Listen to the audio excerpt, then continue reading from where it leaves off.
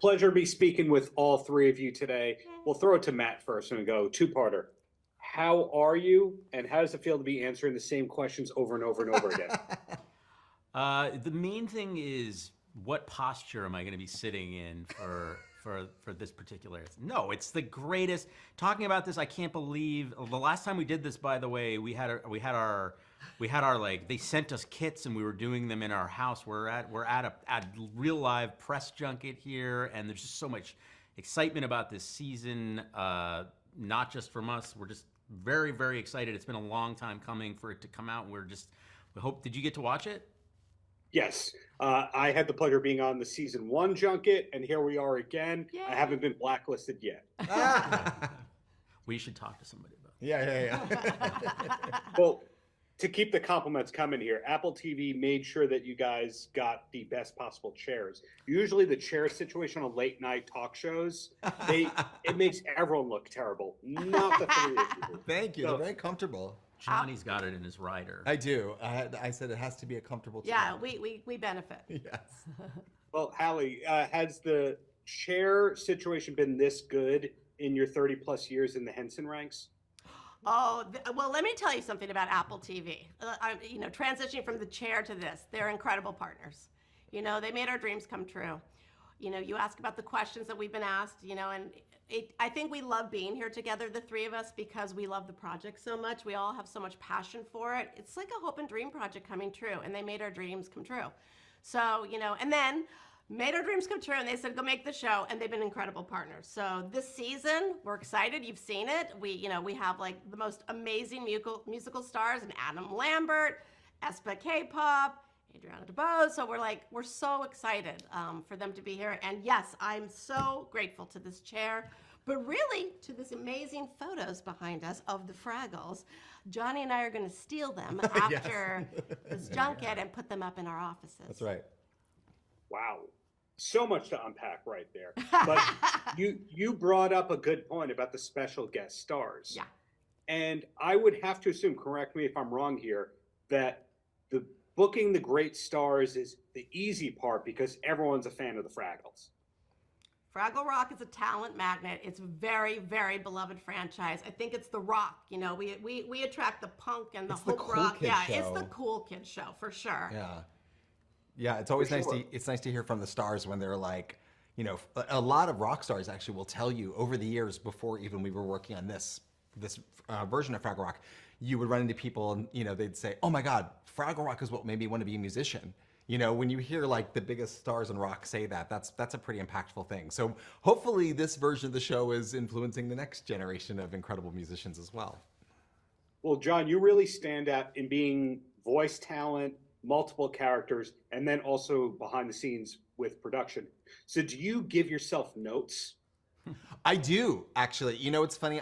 When I directed an episode this year, and I would shoot as Gobo, set up a shot, and then shoot it, and then I would literally like stand there and watch playback and be like, yeah, Gobo's going too far over. Gobo's got to come more. Like I would literally forget that I was doing that, so I could take that note mentally. I don't need to say it out loud.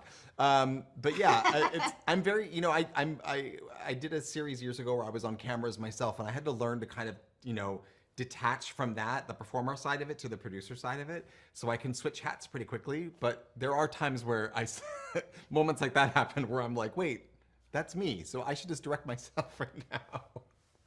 Well, follow up to that, was the voiceover part of your career an accident, or was that what you wanted to do all along? Well, it really started, I grew up in a showbiz family. When I was a kid, my mother's an actress. My father was a musical director. So I was always around theater. I was always backstage watching or in the audience watching. So I always knew performance was something I wanted to do. I didn't discover that I liked doing voices and liked doing characters until I found Fraggle Rock at 7 years old. It was the first thing I saw that had puppets in it that I said, that's what I want to do. And I think what I loved about the show was that it was this fantasy world where, one performer, for example, Jerry Nelson, who I've gotten to follow in the footsteps of as Gobo, played, 7 different characters, and it clicked one day. I was like, oh my gosh, the same guy who does Gobo does the architect and does Marjorie the trash heap and does, and that just made me say that's something I want to do. So as a puppeteer, you have to have a bunch of different voices that you can pull from, and that really came from watching Fraggle Rock when I was a kid, and now I get to use it in this version of Fraggle Rock. So it's this beautiful full circle thing. That's a good point. Some of the greatest voiceover and character actors for cartoons always did multiple voices. Mel Blanc, Yes. Dave Coulier, etc. So you are keeping up that tradition, John. Thank But you. Matt is kind of lonely here. And Wait, if no, I could throw you some said compliments- Mel Blanc and Dave Coulier. Is that where you went? Yeah. Love it. Yeah, and famously had a puppet in Full House, right? That's Little right. woodchuck guy. Yeah. That's right. It was made out Yeah. of wood. Yeah. Just like One of our finest Canadians, right? Which is where we shot Canadian, Fraggle that's Rock. right. Yeah. Yeah, Yeah. well, Hi, welcome in- to Dave Coulier chat.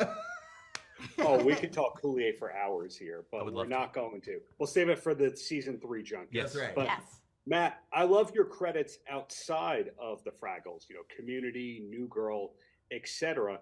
Any idea what credit of yours it was that got you hooked into this project? Oh. I could tell you, yeah. So Alex Cuthbertson and I, my writing partner, who's not with us today, he's doing fine though.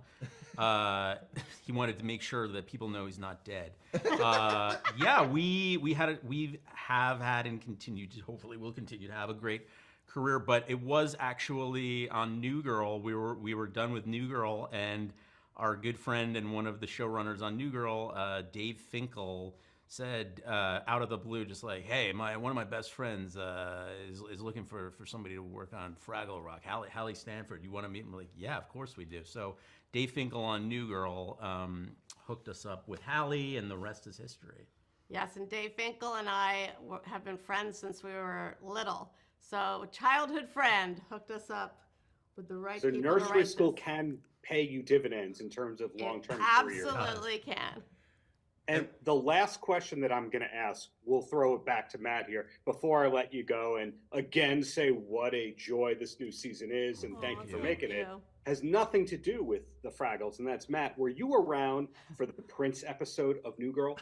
I was. I've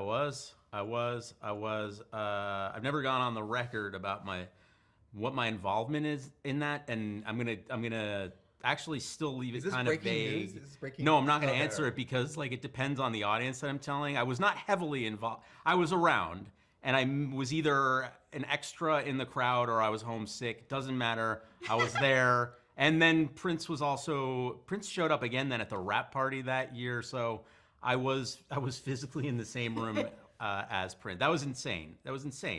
I love it. Yeah. You know, I But- was not New Girl, but Prince was on Muppets Tonight, and I was on that set. So Well, and awesome. Also, It was insane. This season of, not to bring it back to Fraggle Rock, but Do like it. the musical guests this season, when you hear Adam Lambert duet with Doc, I mean, it's tremendous. We have Ariana DeBose as Mezzo, and we have the K-pop group Espo, which Halle went to Seoul and went on the top of a skyscraper for. It's like really, really up there with Prince on New Girl. You're all full of surprises, and I'm looking forward to all of your future projects, and fingers crossed, season 3. So Yeah. thank you. thank you. Thank you. Yes. Thank you Thank so much. you. Paltrocast.